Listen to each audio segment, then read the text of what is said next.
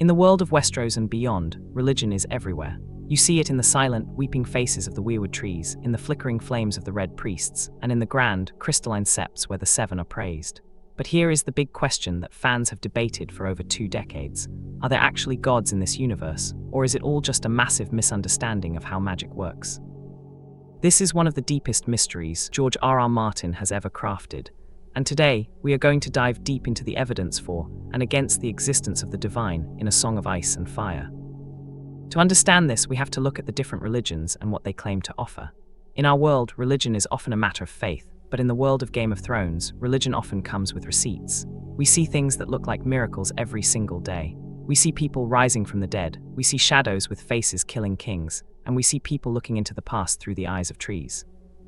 For a common person in Westeros, it is very hard to argue that something isn't out there. But when you peel back the layers, the something might not be a god at all.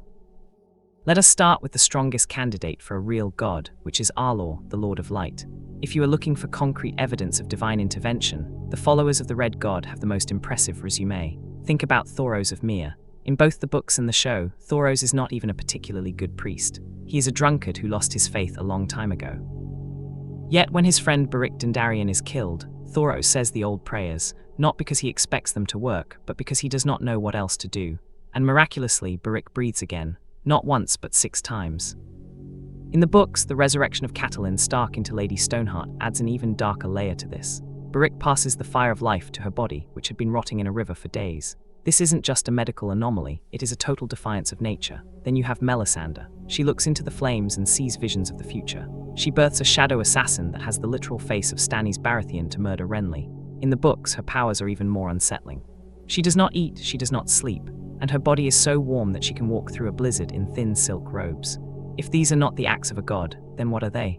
The argument for Arlor is that these powers are so specific and so tied to the faith that it is hard to imagine them coming from anywhere else. However, there is a very strong counter-argument. Is it possible that Arlor does not exist, and that Melisandre and Thoros are simply tapping into a natural source of fire magic? Think about the warlocks of Qarth. They do not worship Arlor, yet they can perform incredible feats of magic. In the books, as Daenerys Targaryen's dragons grow larger, magic across the entire world begins to get stronger. Alchemists in King's Landing find that their spells for making wildfire are working much better than they used to. This suggests that magic is like an ambient force in the world, similar to electricity. If you know the right circuit or the right ritual, you can make things happen. The Red Priests might just be using religion as a way to explain a magical phenomenon they don't fully understand. Even Melisandre admits in her own internal monologues in the book, A Dance with Dragons, that she uses powders and tricks to make her miracles seem more impressive to outsiders. One of the most chilling pieces of evidence for a sentient fire entity comes from Lord Varys. He tells a story about how he was castrated by a sorcerer who threw his parts into a brazier. Varys claims he heard a voice answer from the flames. The sorcerer clearly contacted something. Was it the Lord of Light, or was it some malevolent demon inhabiting the element of fire? The fact that a voice spoke back suggests there is an intelligence on the other side. But does that prove this intelligence being is a benevolent god? Next, we have the old gods of the North. For a long time, these seemed like the most pagan and vague of all the religions. The Northmen pray to the trees, believing that the gods are watching through the carved eyes of the weirwoods. But as Bran Stark's journey unfolds, we get a massive revelation. In the books, we learn that the old gods aren't exactly gods in the way we think of them.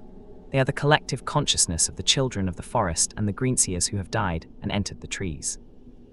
When Bran joins the three-eyed crow in that cave beyond the wall, he realizes he can see through time. He can see his father, Ned Stark, praying at the pool in Winterfell years ago. This is concrete evidence that the power of the old gods is real, but is it divine? It seems more like a biological or spiritual hive mind. The gods are just the spirits of the people who came before, preserved in a massive, ancient network of roots. While this is incredible, it's a far cry from an all-powerful creator. It's more like a supernatural internet. The children of the forest might have worshipped this network, but from our perspective, it looks more like a natural phenomenon of the world's ecosystem. Then we have the most popular religion in Westeros, the faith of the Seven. This is where things get really tricky. The Seven, the father, mother, warrior, smith, maiden, crone, and stranger, are the gods of the South. Almost everyone in the Seven Kingdoms pays them lip service. But here is the catch. Throughout the entire story, the Seven have never performed a single clear miracle. There are no resurrected knights of the Seven. There are no shadow babies born from scepters. When Catelyn Stark prays for the safety of her children, or when Sansa prays for Joffrey to be kind, nothing happens. Because of this lack of magic, many fans and even characters in the story believe the Seven are a complete fraud. They are seen as a tool used by the ruling class to keep the small folk in line. However, if you look closer, there are moments where the Seven might be acting in subtle ways. Take Davos Seaworth after the Battle of the Blackwater. He is stranded on a tiny rock in the middle of the ocean, dying of thirst and despair. He hears a voice that he believes is the mother telling him to live, and shortly after, a ship appears to rescue him against all odds. Is that a miracle, or is it just a dying man's hallucination and a stroke of luck? There is also the trial by Seven in the Dunk and Egg novellas, where the outcome seems to favor the side of justice in a way that feels almost scripted by a higher power. The faith of the Seven provides a different kind of power, not the power to throw fireballs, but the power to move the hearts of thousands of people. Some argue that if a god can influence the course of history through the actions of their followers, they are just as real as a god who brings someone back from the dead. Lancel Lannister's radical transformation from a puppet to a devout zealot shows that the Seven have the power to change a person's soul, even if they don't change the laws of physics. Now let's look at the drowned god of the Iron Islands. This is one of the most brutal religions in the series. The Ironborn believe that their god dwells beneath the sea and that what is dead may never die, but rises again harder and stronger. Their priests, like Era and Damphia, actually drown people and then resuscitate them.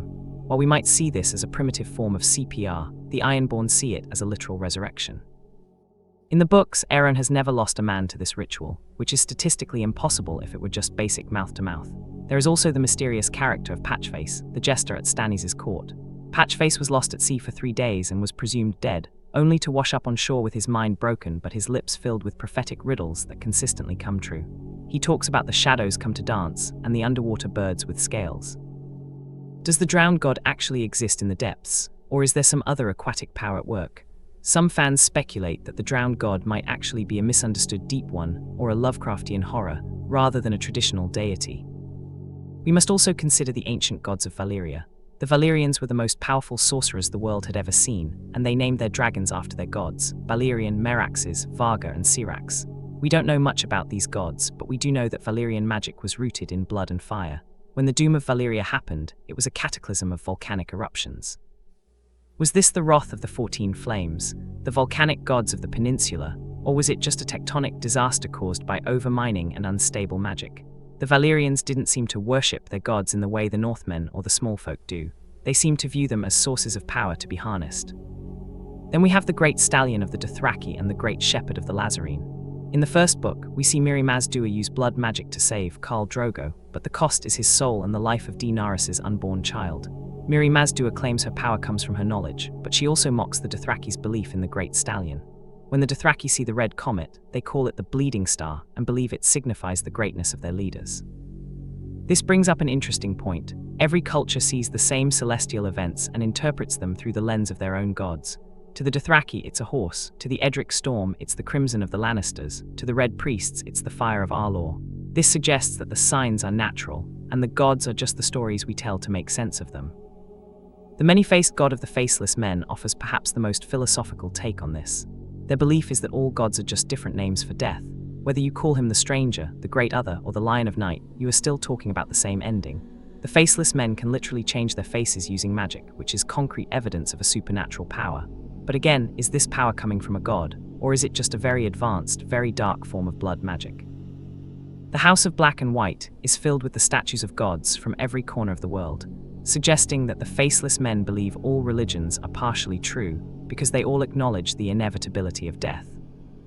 If we look at the White Walkers, or the Others as they are called in the books, we see another side of the coin. Melisandre believes they are the servants of the Great Other, the god of darkness, ice, and death who is the eternal enemy of Arlor. This dualistic view makes for a great story, but we never see the Great Other. We only see the Others themselves. In the show, we learn they were created by the Children of the Forest using dragonglass. This revelation actually pulls the rug out from under the god argument. If the ultimate evil in the series was just a biological weapon created by forest creatures that went out of control, then the Great Other might not exist at all. It's just a name Melisandre gives to something she finds terrifying and cold. This brings us to the perspective of the author, George R.R. Martin. He has been very open about his views on this. He has said in interviews that he wanted to handle religion in his books the same way it works in the real world. In our world, there are many religions, and people have intense experiences that they attribute to their gods, but God never shows up on the evening news to give an interview. Martin has stated that he does not intend to ever have a god appear on stage in his books. He wants the existence of the divine to remain a matter of faith for the characters and the readers. In the books, there is a very telling conversation between Tyrion Lannister and a priest.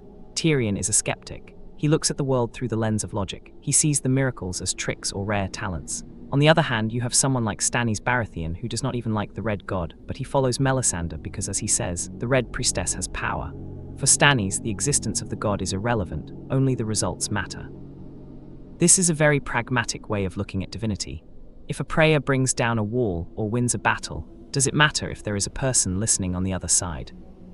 Citadel in Oldtown provides yet another perspective. The Maesters generally hate magic and anything they cannot explain with parchment and ink. Some fans believe the Maesters are actively working to suppress the knowledge of magic and the gods to create a world ruled by reason and science. If the Maesters are right, then the gods are just remnants of a higher mystery that the world is slowly outgrowing. They see magic as a dangerous, unstable force that led to the downfall of Valyria, and they want it gone. So where does that leave us? Let us look at the two sides of the argument one more time. On one side, you have the magic is just magic theory. This side argues that the universe of Game of Thrones is a place where magic is a natural, albeit rare, part of the world. Just like gravity or friction, magic exists. People who are born with certain gifts, like Bran's Warging or Melisandre's Firesight, are simply people who can tap into those forces. Because they don't have a scientific explanation for these powers, they invent gods to explain them. They create stories about the Lord of Light or the drowned god to give a name to the terrifying and wonderful things they are doing. In this view, there are no gods, only sorcerers with good PR. The miracles are just rituals that happen to work because they follow the rules of a magical science we don't fully understand. On the other side, you have the true divinity theory. This side argues that the magic is too specific and too purposeful to be random. Why is it that the prayers to Arlor work for Thoros of Myr, a man who didn't even believe in them anymore? If it was just magic, wouldn't it require intent and focus?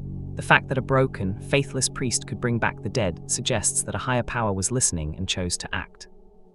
Proponents of this theory would say that the gods are real, but they are distant and incomprehensible. They don't care about our morality, they have their own agendas, and they grant power to those who serve their purposes. The fact that different religions have different powers could mean that there is a pantheon of competing deities, each with their own domain. There is also a middle ground. Some believe that the gods are actually powerful, ancient beings that aren't quite divine, but aren't quite human either. This is hinted at with the Great Other and Arlor. Perhaps they are like Lovecraftian entities, massive, cosmic forces of ice and fire that are locked in an eternal struggle. To a human, a being like that would look like a god, even if it's just a different type of life form. This would explain why their magic is so potent, but their communication is so cryptic. They aren't looking for worship, they are looking for pawns in a game that has been going on for millions of years. In the books, the mystery is even more layered. We hear about the Black Goat of Koha, the Hooded Wayfarer, and the Lady of the Waves. Every culture has its own version of the divine. If only one of them is right, then why do so many different types of magic work? If Arlor is the one true god, why can the Greenseers of the North see through time without his help? This leads many to believe that either all of them are right or none of them are. Perhaps God is just the word humans use for the vast, terrifying and beautiful complexity of a universe that they can never fully map out. Ultimately, the evidence for God in the Game of Thrones universe is much like the evidence in our own. It depends entirely on how you interpret what you see. When Jon Snow is brought back to life, is it because a divine being had a plan for him, or is it because a specific ritual triggered a magical reaction in his cells? When the red comet appeared in the sky, the followers of the Seven saw it as a sign of the Smith, the followers of the old gods saw it as a sign of blood and fire, and Daenerys saw it as a herald for her dragons. The comet was just a rock in space, but it meant something different to everyone who looked at it. George R.R. Martin has built a world where the supernatural is undeniably real, but the source of that supernatural power is hidden behind a veil of mystery. He forces the characters to make choices based on what they believe, not what they know for sure. This makes the stakes much higher. If Ned Stark knew for a fact there was an afterlife or a god watching over him, his sacrifices might have felt easier. But he didn't. He did what he did because of his own internal code. His gods were the silent trees that never spoke back, yet he lived his life with more honor than those who claimed to hear the voice of the Lord of Light. As we look at the ruins of Valyria, the ice of the far north, and the shadows of Asshai, we see a world brimming with power. Whether that power flows from the fingertips of a creator or the heart of the earth itself is something we may never truly know. The beauty of the story is that the characters, and we as the audience, have to decide for ourselves what to believe. So does God exist in the Game of Thrones universe? We have seen the dead walk, we have seen the future in flames. We have seen men wear the faces of others. The evidence of power is everywhere, but whether that power has a name, a will, or a soul is the one secret the Citadel will never be able to solve. The answer isn't written in the stars or the scrolls. It's written in the actions of the people who live and die in the shadow of these mysteries. In the end, perhaps it doesn't matter if the gods are real. What matters is that the people believe they are, and that belief changes the world. Now I want to hear from you. Do you believe these miracles are proof of the divine, or is it all just raw magic being misinterpreted by men? Drop your theory in the comments. If you enjoyed this deep dive into the mysteries of Westeros, make sure to hit that like button. It really helps the channel grow. If you want to see more content like this, covering everything from the deep lore of the books to the hidden details in the show, subscribe and turn on that notification bell. Thanks for watching, and I will see you in the next one.